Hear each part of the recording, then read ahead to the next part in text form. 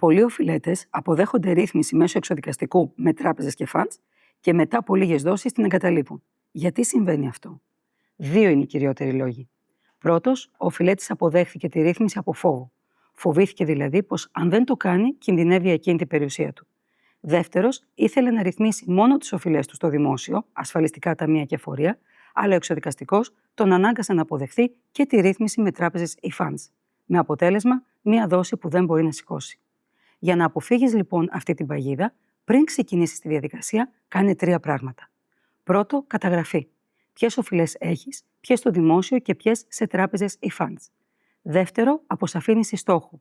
Τι θέλεις να πετύχεις και με ποιες δυνατότητες αποπληρωμής. Τρίτο, διερεύνηση εργαλείων. Μπορείς, για παράδειγμα, να χρησιμοποιήσεις τον εξοδικαστικό για το δημόσιο και παράλληλα την απευθείας διαπραγμάτευση για τις τραπεζικές οφειλές. Έτσι, σχεδιάζεις σωστά τις κινήσεις σου και παραμένεις ευέλικτος. Η ενημέρωση είναι η δύναμή σου.